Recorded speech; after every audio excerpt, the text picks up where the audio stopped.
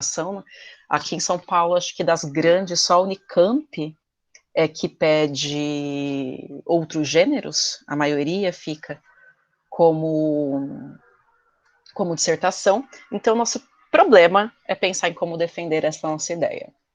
Gente, eu falei para vocês que eu vejo quando vocês estão falando comigo, mas aparentemente não, eu não vejo. Espera aí que eu acho que recebi alguma mensagem, mas não, eu não recebo ao mesmo tempo. Vamos nos adaptando, não tem problema.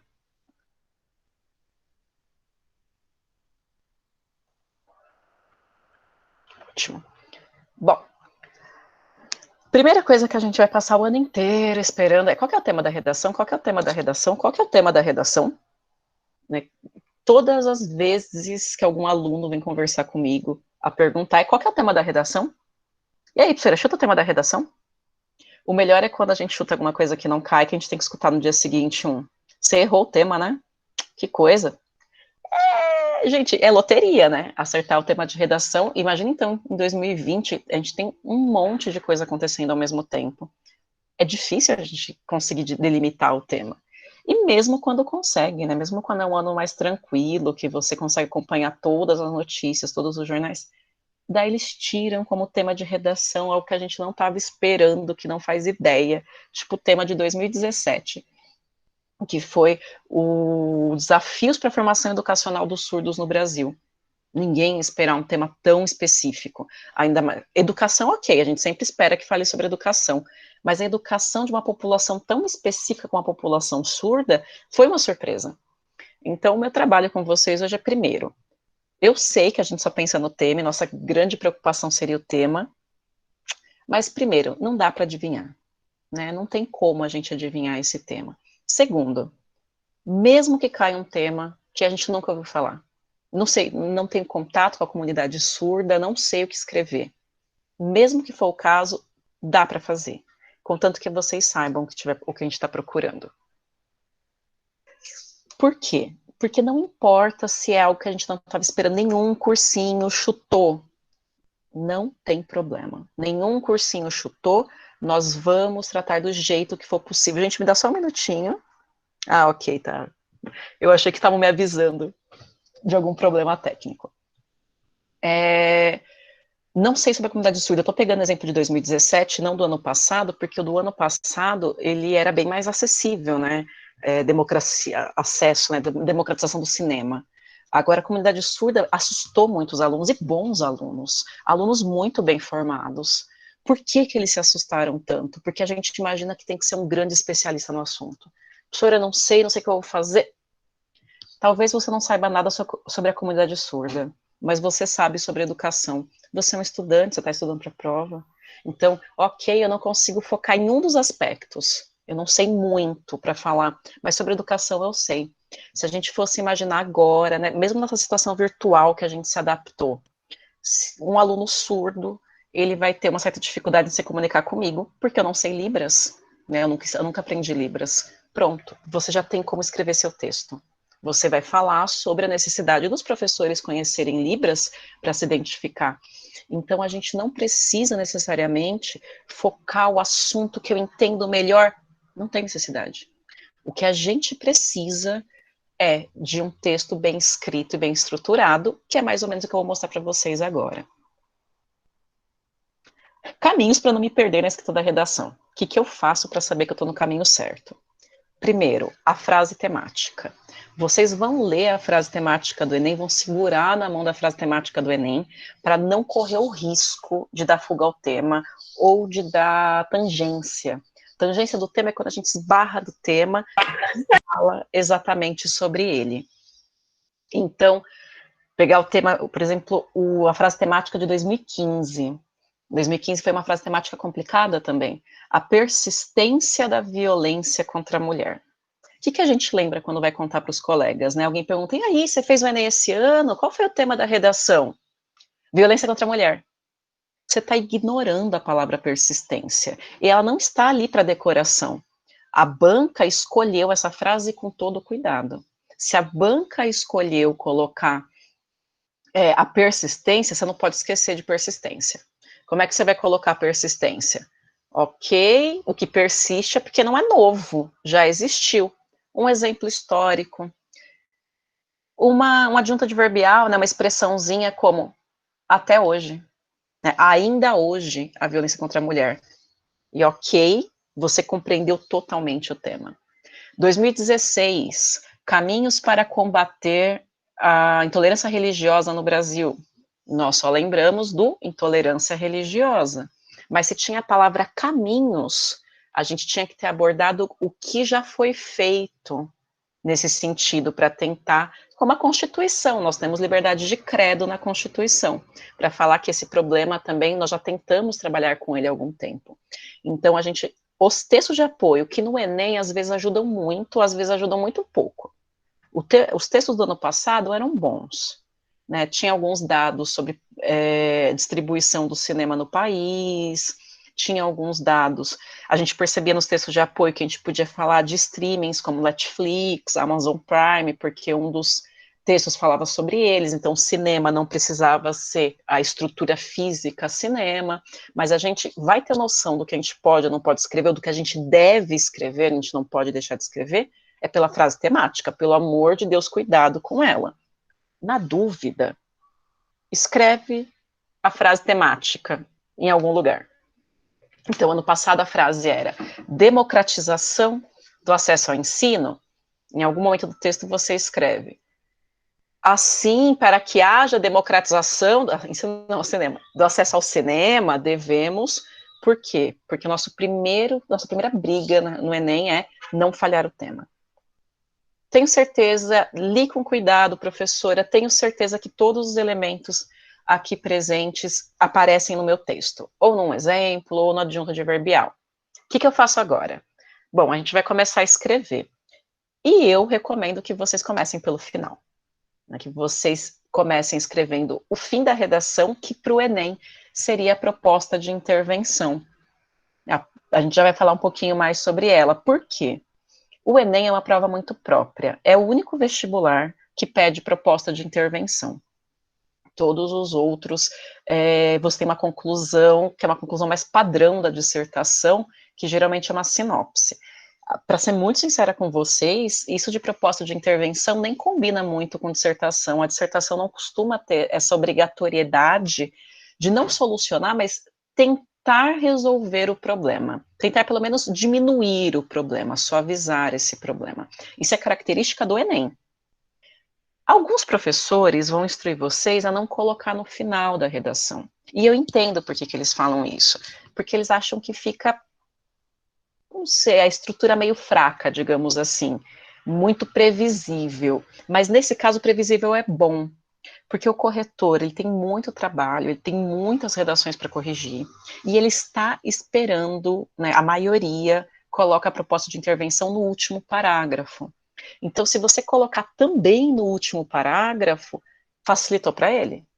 Porque se você diluir, como alguns professores ensinam, né, em vários parágrafos, o corretor vai ter que ler a sua redação, vai ter que voltar para ler de novo, procurando as partes da proposta de intervenção para dar a nota. No que ele voltou para ler, ele achou vírgula que você não colocou no lugar, ele achou a preposição errada que você colocou.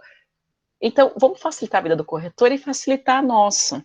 A gente põe no último parágrafo, assim, a gente não precisa ficar pensando, nossa, e agora, hein? Como é que eu faço isso? Vai funcionar, porque a gente encerra o texto com a proposta que eu já vou ensinar vocês a fazerem. Depois de começar, de fazer a proposta, você já sabe o que escrever. Por que eu recomendo que comecemos pelo final? Porque às vezes a gente se empolga, e a gente sabe que a gente se empolga com alguns assuntos, você olha para o tema e pensa, sou o maior especialista na América Latina sobre isso, vou começar a escrever. Escreveu, e quando chega no final não sabe da proposta de intervenção, não tinha pensado em como dar uma proposta de intervenção. Então, o jeito mais seguro é, primeiro eu penso na solução do problema, na minha proposta para solucionar o problema, e aí eu já tenho o problema para debater automaticamente. E, por fim, a tese, quando a gente escolher a partir da proposta, a tese que a gente vai defender, a coisa mais clara possível. Vamos falar sobre esses elementos em separado. Começando pela proposta de intervenção, já que eu recomendo que logo depois que a gente faça a introdução, a gente pense na proposta de intervenção. A proposta de intervenção do Enem, ela é bem sistemática. Alguns de vocês já devem ter escutado coisas do tipo, precisa 2 propostas, precisa 3 propostas. Isso era antigamente, tá? A banca que corrigia, assim, há uns 4 anos o Enem, corrigia desse jeito. Então, todo mundo aprendeu, nossa, eu preciso colocar 2 propostas. Hoje em dia, vocês só precisam colocar uma. Na verdade, vocês receberão a nota por apenas uma. Mesmo que você escreva 2 ou 3, o corretor vai pontuar a mais completa. Por quê? Quando saiu da mão, antes era... nem lembro mais o nome da banca anterior, era uma de Brasília, ligada ao NB, mas esqueci o nome. Passou para a VUNESP e agora está na mão da GV. Quando passou para a mão da VUNESP, eles já questionaram que isso de ter que escrever 2 ou 3 propostas era dar nota, na verdade, por quantidade e não por qualidade. E por qualidade, então eu tenho que pensar numa redação mais completa. Para vocês não esquecerem, lembrarem como é que funciona essa redação mais completa, eu tenho aqui um acróstico, né, só as primeiras letras. O que a gente faz com a proposta de intervenção do Enem? Ame-a demais. São as primeiras letras dos elementos obrigatórios da redação, que estão aqui do lado. Um deles está meio torto, mas é porque eu fiz em um programa e estou lendo em outro agora, e daí algumas coisas saíram. O meu toque fica desesperado, mas ok. Precisa ter ação, que é o quê? O que vai ser feito? Então vamos pensar no tema do ano passado, né? Democratização do acesso ao cinema.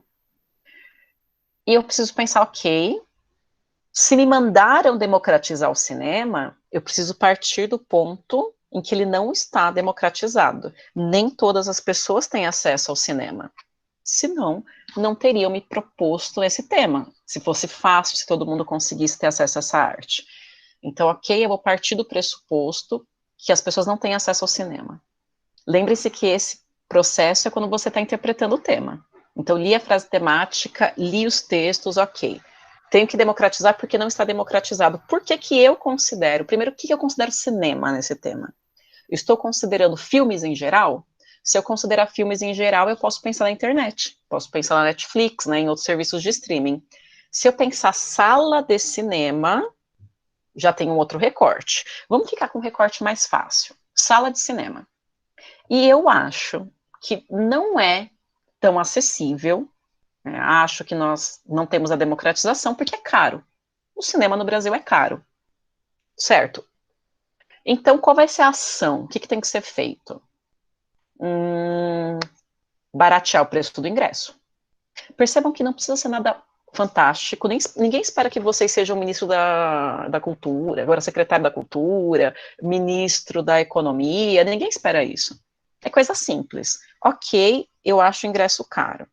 Então, nós temos que reduzir o preço do ingresso. Já foi o primeiro a ação, reduzir o preço do ingresso. Modo e-mail é um como. Com quais recursos? Inclusive, recomendo fortemente que vocês escrevam a expressão por meio de. Né? Por meio. Então, o que eu posso fazer para que os cinemas abaixem o preço? Posso dar incentivo fiscal. Então, deve-se baratear o ingresso do cinema por meio de incentivos fiscais. Quem que pode dar incentivo fiscal? Quem é o agente, que é o último A, né, o segundo A? O governo. Nossa, professora, mas falar o governo não é muito geral? É, mas a banca aceita. Então não tem por que você ficar desesperado no dia da prova pensando, pera, quem cuida dessa parte? É Secretaria da Cultura ou é Economia? É o governo. Porque a gente vai aceitar o governo como metonímia do departamento específico. Então, tudo bem. Então, o governo deve baratear os ingressos de cinema por meio de incentivos fiscais, daí vem o efeito. Para quê? Com qual finalidade? Para permitir que mais brasileiros tenham acesso ao cinema. Foram os meus 4 elementos básicos, falta um, que é o detalhe, esse demais que aparece depois. Então, ame-a. Ação, modo e meio, efeito, agente, e o D de demais é o detalhe. O detalhe, ele pode estar relacionado com qualquer outro dos elementos. Aí é uma escolha. Vocês podem dar um detalhe da ação, do modo e meio, do efeito, do agente. Não precisa dar para todos eles, é só uma vez que vai contar. Então, vamos supor que eu vou dar um detalhe para a ação. Baratear o ingresso de cinema para tornando mais acessível à população carente. Opa, eu especifiquei, ou expliquei por que que deve ser reduzido o preço do ingresso. Ou então eu vou colocar o governo como órgão garantidor do acesso à cultura, especifiquei o governo. Detalhe, o modo e meio, por meio de incentivos fiscais aprovados em medida provisória. Detalhe, qualquer exemplo, qualquer comparação, qualquer explicação que você der sobre qualquer um dos 4 elementos, será contado como detalhamento. Para ficar mais claro, eu trouxe um parágrafo de propósito de intervenção, é o último parágrafo de uma redação de nota 1000. Essa redação foi nota 1000 em 2018. As do ano passado ainda está difícil de conseguir dos alunos que eles me mandem. Essa redação vocês têm acesso inteira no manual, na cartilha do candidato. Vocês deveriam olhar essa cartilha, está disponível no site do INEP. Ela é muito boa. Ela tem vários, ela é um calhamaço, não precisa olhar inteira, mas é muito boa dar uma olhadinha, porque eles publicam redações com nota 1000 ali, como modelo, e eles fazem comentários sobre o que está se esperando, esses critérios que eu estou mostrando para vocês aparecem lá. Então, entra no INEP, baixa a cartilha e dá uma olhadinha. Infelizmente, poucas pessoas olham essa cartilha e ela é uma das mais completas para vestibulares. O manual do candidato, muitas vezes, não tem informações tão úteis assim. Tem alguma coisa sobre como calcular a nota naquela faculdade, do vestibular, alguma descrição dos cursos, mas essa cartilha da redação do Enem, ela realmente ajuda para fazer a prova. Bom, o tema de 2018 era manipulação do comportamento do usuário por meio do controle de dados na internet. Então, era um tema que falava sobre como tudo que a gente clica na internet, toda loja que a gente vai, guarda os nossos dados e depois os reutilizam para manipular meu comportamento, Tinha aquele escândalo da Cambridge Analytica, receber mensagens fake news direcionadas para aquela pessoa, ou propaganda direcionada, enfim, era um tema bastante polêmico daquele ano e bastante difícil, muita gente não tinha muita noção de como isso funciona. Torna-se evidente, portanto, a complexa situação que envolve a manipulação do indivíduo com a seleção de dados na rede virtual. Vocês perceberam aquela dica que eu dei de usar a frase temática? Aqui a candidata, ela parafraseia, ela escreve com as palavras dela, mas ela colocou. Então, ela teria assegurado que não foi fuga ao tema, porque ela escreveu a frase temática. Para amenizar o quadro, porque o problema de vocês não é resolver o problema, a questão. Aí ninguém ia conseguir escrever nada. Se eu tivesse que escrever em 30 linhas uma proposta completamente viável, que estivesse analisando as questões econômicas, sociais, você é um gênio. Você devia estar no governo, que em 30 linhas você faz isso, senhor. Não tem necessidade, eu só preciso mostrar uma sugestão de como poderia melhorar o problema. Então, para amenizar o quadro, cabe ao Poder Legislativo, ao Poder Legislativo, reformular o Marco Civil. Fazer o quê? Reformular o Marco Civil, que é responsável por regularizar o uso do meio digital. Detalhe, por que reformular o Marco Civil? Ela me dá uma especificação sobre o Marco Civil. Funciona. Essa medida deverá ocorrer por intermédio da inclusão de uma cláusula a qual irá reforçar os limites no controle dos conteúdos expostos, por intermédio de, é o meu modo e-mail, Como que isso vai ser feito? Como é que você reformula o Marco Civil? Por intermédio da inclusão de uma cláusula que irá, blá, blá, blá. tal ação objetiva, né, para, com o intuito de impedir que a internet seja utilizada para moldagem de comportamentos. 5 elementos, 200 pontos na proposta de intervenção. É a única, dos 5 critérios do Enem, das 5 competências do Enem, é a única que a gente, na hora, consegue medir se fez certo.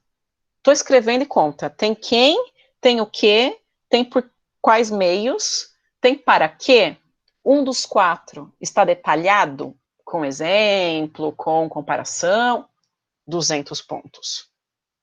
Depois que vocês pensarem na proposta de intervenção, aí vocês vão escolher a argumentação de vocês, mas sabendo com a paz do Senhor que você sabe como encerrar esse texto, você sabe o caminho que ele está tomando, porque você já pensou na solução que você vai dar. Se a gente voltar para o exemplo que eu dei agora há pouco, do ano passado, ok, eu acho que o cinema é caro, estou pensando em sala de cinema e acho que o ingresso é caro. Já fiz uma proposta de intervenção com os 5 elementos, eu já sei que vou tirar 200 nessa competência. Bom, agora eu preciso pensar como que eu chego, porque tem que ter um direcionamento o texto. Como é que eu vou chegar, né, o ingresso é caro. Isso é a direção do texto. O texto, gente, não pode ser escrito que nem Chico Xavier psicografava as coisas. Né? Você não pode, peguei o tema de redação, baixa a cabeça e começa a escrever desesperadamente. Não. Pegou a folha de redação e começou a escrever sem planejar nada, eu sei que não está tão à vontade para escrever. Porque a primeira coisa que a gente tem que pensar é isso. Ok, tudo que eu colocar nesse texto, ele tem que ter uma mesma direção. Porque senão o texto parece, a gente consegue ver que ele não foi planejado, ele está confuso para quem lê. Então pensa, a primeira direção que a gente vai dar é a da proposta de intervenção. Porque sobre o tema eu poderia falar muitas coisas, que não estariam erradas. Só é muita coisa para 30 linhas. Então eu poderia falar em democratização do acesso ao cinema, eu poderia falar do streaming, né? Poderia falar como a internet democratizou o acesso ao cinema, porque as pessoas muitas vezes moram numa cidade que não tem cinema, mas elas conseguem assistir pela internet os filmes.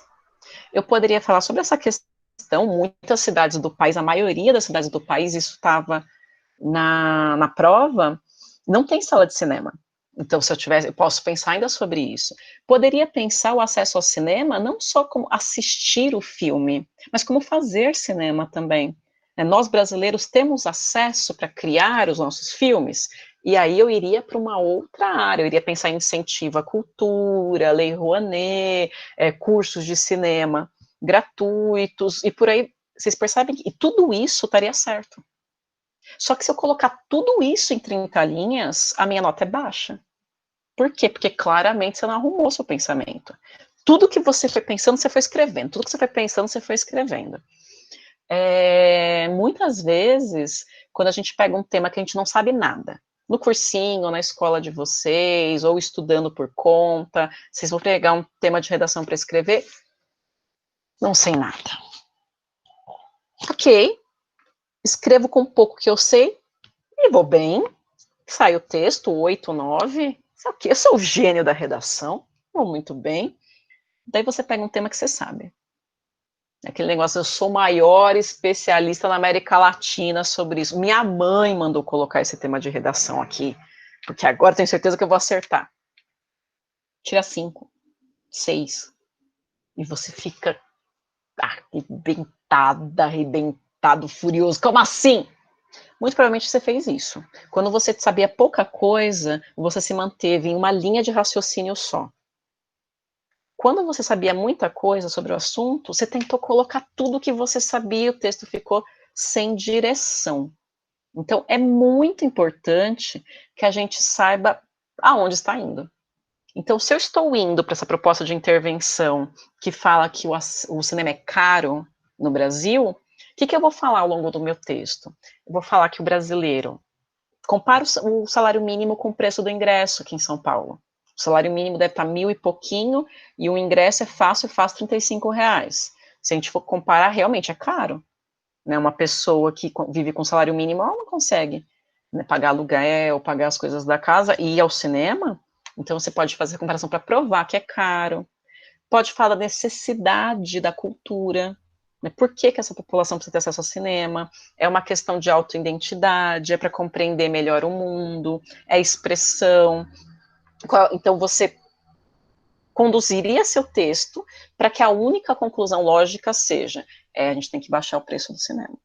Está muito caro. A gente poderia pensar em eventos como a Virada Cultural aqui em São Paulo, que atrai muita gente, gratuita. Então, a gente poderia questionar com isso se essa população não tem mesmo interesse ao cinema. Tem interesse no cinema. Talvez não consiga ir. Perceba que eu estou pensando em dinheiro, porque eu coloquei como propósito de intervenção, o ingresso é caro. Se eu tivesse colocado uma outra questão, se eu tivesse falado uma questão, por exemplo, do nem toda cidade tem, aí seria outro debate. O debate seria a diferença das grandes cidades e das cidades menores, como essas cidades menores não têm acesso à cultura, como as cidades maiores têm, é sempre mais complicado. E aí, provavelmente, eu pensaria ou em construção de salas de cinema, ou em projeções em espaços públicos, como bibliotecas, mas vocês percebem que todo o segredo é saber que eu estou seguindo uma mesma linha de pensamento. Então, atenção, determine sua tese em uma frase. Quando alguém perguntar para você depois da prova, sobre o que você escreveu a redação, que você consiga falar em uma frase. Nessa redação que eu estou hipoteticamente criando com vocês, provavelmente a minha tese seria: o ingresso do cinema é acessível a toda a população brasileira? Quando é uma pergunta, é fantástico. Por quê? Você coloca a pergunta na introdução e a proposta de intervenção responde. Como é que eu soluciono?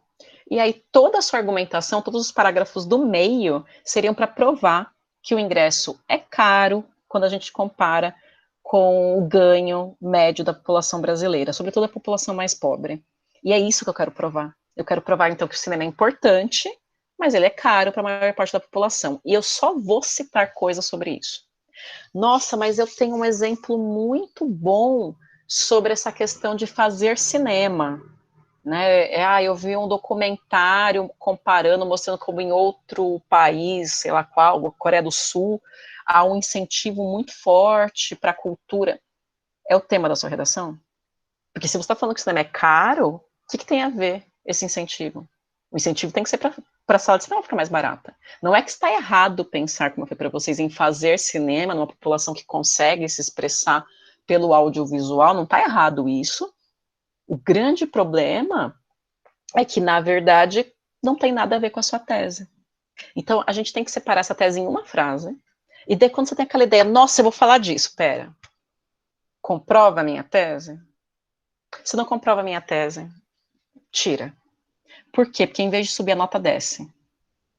Fica naquele negócio do sem direção. Quando eu estou lendo uma redação para dar nota, eu olho para ela e penso, por que fulano citou isso? De onde surgiu isso daqui? Isso vale para aquelas frases prontas que a gente decora da internet, tá? Se a frase estiver solta, não faz sentido no texto, eu não sei por que você citou. Se eu não consigo entender, quer dizer que não foi muito bem citado, eu não consigo relacionar aqui, eu não sei muito bem o sentido que faz, a nota desce. Aí a afirmação dada é a afirmação comprovada. Você não pode jogar no colo do corretor com certas conclusões. É diferente argumentar e ter um bate-papo com o colega. Se você só fala para mim, seguindo ainda esse exemplo, o ingresso no Brasil é caro. Normalmente, né, no ingresso do cinema, a gente vai fazer é caro mesmo. Quando vocês fazem uma dissertação, não. O ingresso no Brasil é caro. Segundo quem? E aí, por isso que eu sugeri, a gente faz uma comparação. Olha o salário mínimo, olha o preço do ingresso. É verdade, você provou que está caro, então. Então, a gente não pode fazer afirmações do tipo, isso é ruim para o país. Segundo quem? Perceba até que ruim é uma palavra muito, assim, abstrata, muito subjetiva. O que é ruim para você não é ruim para mim. Então, você vai realmente me explicar. Tal atitude prejudicaria a economia. Ok, prejudicaria a economia. Tal atitude beneficiaria a situação social, a desigualdade social. Então, entendi. Mas o que vocês afirmarem vocês vão comprovar, vocês vão explicar. É por isso que não cabe 200 argumentos. A maioria dos candidatos vão colocar 2. Né? A dissertação padrão tem 4 parágrafos. Introdução, argumento 1, argumento 2, proposta de intervenção. E acabou. Vou dizer que nunca aparece alguma redação com mais parágrafos. Aparece, mas no Enem é raro. Então, 2 argumentos bonitinhos, bem direcionados à proposta de intervenção, bem embasados, e agora a gente vai para essa questão do embasamento da argumentação, que é o repertório sociocultural. Se vocês olharem lá na cartilha que eu recomendei, tem todos os critérios, todas as competências. Então, ali explica o que o corretor está procurando no texto de vocês na hora de dar a nota. O repertório sociocultural, ele aparece na segunda competência. A segunda competência, ela avalia 3 coisas, na verdade.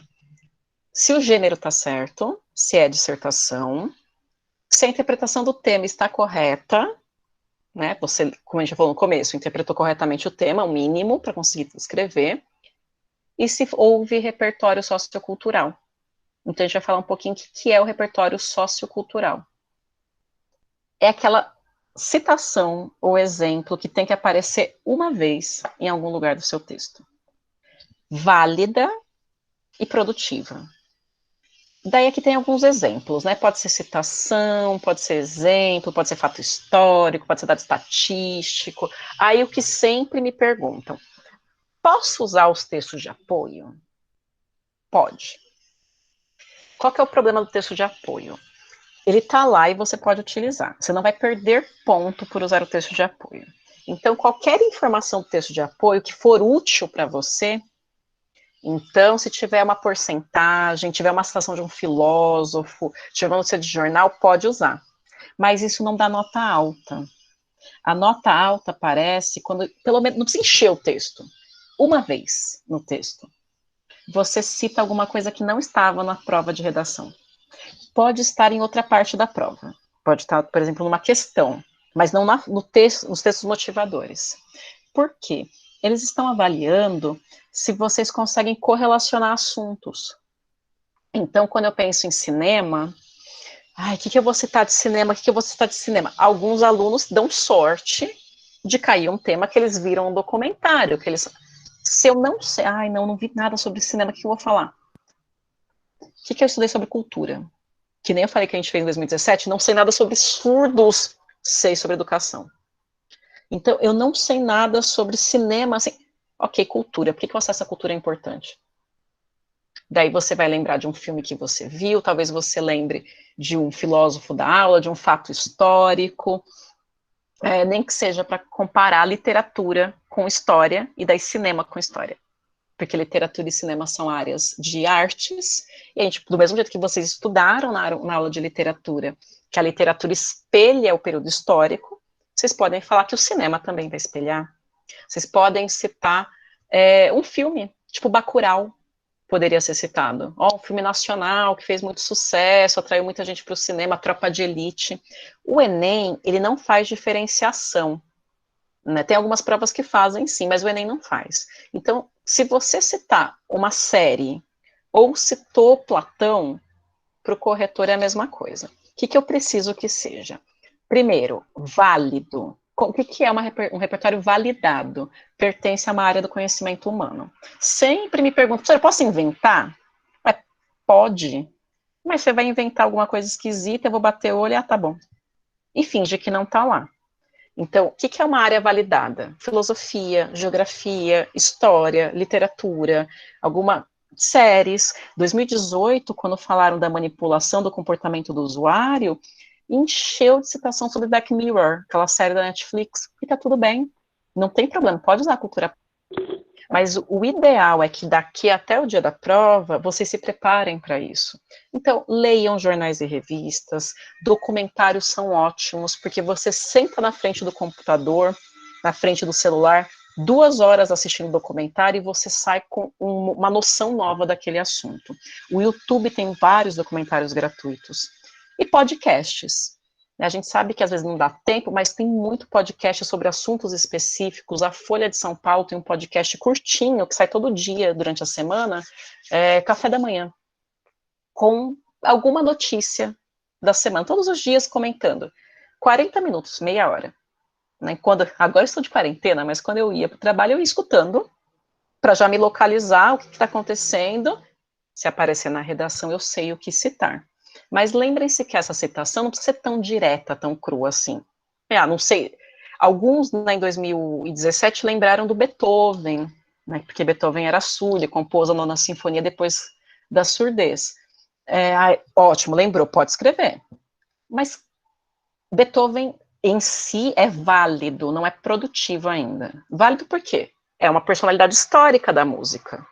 Sabe? Existiu, é validado por uma área do conhecimento humano. Mas, se eu só citar, né, é necessário permitir o acesso da educação ao surdo, né? Porque Beethoven era surdo quando compôs a Nona Sinfonia. A reação do corretor é: quando você cita alguma coisa, você explica por que você citou. No caso do Beethoven, por exemplo, por que eu vou citar numa redação sobre educação para surdos, por que citaria o Beethoven? Vocês podem falar essa questão do talento. Já pensou se o Beethoven não tivesse... Gente, perdão, tá? Eu tenho uma gatinha que de vez em quando invade as aulas. Se eu tenho o Beethoven como esse grande exemplo genial, e se ele não tivesse acesso à educação, e se depois da surdez ele não pudesse ter acesso ao piano, a gente teria perdido a Nona Sinfonia. Nós não teríamos um grande gênio. Portanto, cada vez, porque nos textos mostravam que muitos surdos evadem, saem da escola. Então, quantos gênios nós estamos perdendo? Porque nós não damos essa condição mínima para eles. Entenderam? Então, aí sim, se você me explicar, se tá Beethoven, após a surdez, compôs a Nona Sinfonia, um dos maiores clássicos da música internacional, pois teve acesso ao instrumento, a possibilidade de produzir sua arte. Quando nós negamos o acesso à educação às crianças surdas, jovens surdos, nós não sabemos quantos grandes talentos estamos perdendo por falta de suporte, por falta, né, de base. Pronto. O seu repertório é validado e é produtivo. O ser produtivo é isso. Ajuda a construir o texto? Ajuda a provar seu ponto de vista ou não? Você só colocou lá porque alguém falou para você que tinha que colocar. Se não é produtivo, a nota é mais baixa. Você perde pelo menos 40 pontos. Se é produtivo, você pode chegar nos 200 da segunda competência. Bom, gente, então essas dicas rapidinhas sobre as 3 das 5 competências do Enem. Eu falei da competência 2, a organização, quando eu falei de direção do texto, era a competência 3, e a proposta de intervenção é a competência 5. A 1 e a 4 são competências linguísticas, de gramática. A primeira é norma culta, e a 4 é coesão e coerência. Então, aí já depende de um estudo gramatical, de escrever várias e várias vezes, consertando os errinhos. A gente aqui, o acesso do site do Objetivo, tem vários materiais lá que vocês podem acessar, algumas aulas abertas sobre atualidades e outras questões que podem ajudar vocês na redação. Agora deixa eu voltar para a página.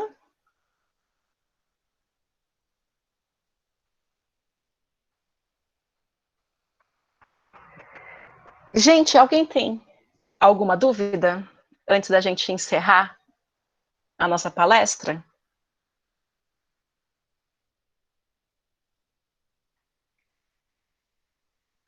Você dá aula em qual unidade do Objetivo? Eu dou aula na Paulista, na unidade Paulista.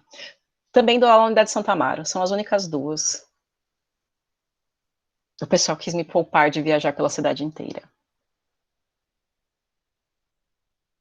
Preciso falar que foi esperar umas dúvidas mais direcionadas. Mas você na Paulista será minha aluna, então. Alguma ideia para o tema do Enem desse ano? Gente, esse ano mais do que nunca, preparem estrutura. Estrutura, estrutura, estrutura. porque o tema de redação mesmo, eu imagino que não, a gente está vendo que a Covid dominou a nossa vida, né? Por causa da pandemia, as aulas mudaram, o atendimento médico mudou, tudo mudou. Então fica um pouquinho mais complicado para a gente. Eu acredito que eles não vão abordar a pandemia diretamente, que eles vão abordar a pandemia de maneira colateral, digamos assim. Então, talvez o ensino em EAD, talvez a globalização, né? As mídias, como elas facilitam a nossa interação, já que a gente tem a aula digital hoje em dia. Então, algum assunto que fale sobre como aproximar as pessoas desse distanciamento. Mas eu não acredito que o Enem vá abordar diretamente a Covid, até porque o Enem vai ficar muito depois. Várias outras provas mais locais vão usar esse tema antes. Então, eu focaria, por enquanto, em como essas estruturas, como na internet, celular, Zoom e etc., ou palestras virtuais, como elas conseguem aproximar as pessoas. Eu acho que, de alguma forma, vai ser o tópico desse ano. Uhum, deixa eu dar uma olhadinha aqui como tá o chat.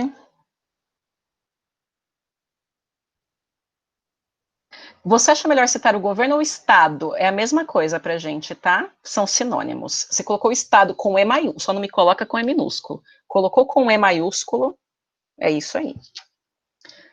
Sobre o cursinho vai abrir inscrição? E como será a prova? Aí eu já não sei te falar certinho. Dá uma olhadinha no site, porque quando tem as provas de bolsas devem estar por lá. Essa parte burocrática eu sou péssima.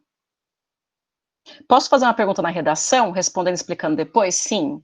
Se você mesmo responder e explicar, não tem problema. É muito comum, inclusive, que se coloque uma pergunta no final da introdução, né, justamente para responder nos argumentos. Só não me coloca no final, né? E o que faremos? Aí não funciona. Tem algumas dicas de quais organizações governamentais está na proposta de intervenção? Põe o governo. Você não ganha ponto nenhum por citar organização específica. Né? Se você colocar lá o Ministério da Educação, você não ganha nem meio ponto a mais do que quem escreveu o governo. Então, vai o governo. Por nada. Como fica essa pergunta no final de uma introdução? Aí depende, né? Você pode escrever, vamos supor, você escreveu toda a introdução sobre a história do cinema, rapidinho você comentou como o cinema surgiu, o que ele representou. E o século XXI, toda a população tem acesso a esse cinema, a essa arte? E aí você vai responder que não, na argumentação. Certo? Bom, já respondendo de vocês, porque essas dicas práticas eu não sei, né, onde fica a gravação e etc. Nosso tempo foi esse, gente. Eu espero que tenha sido útil para vocês, que vocês tenham bons estudos, tá certo?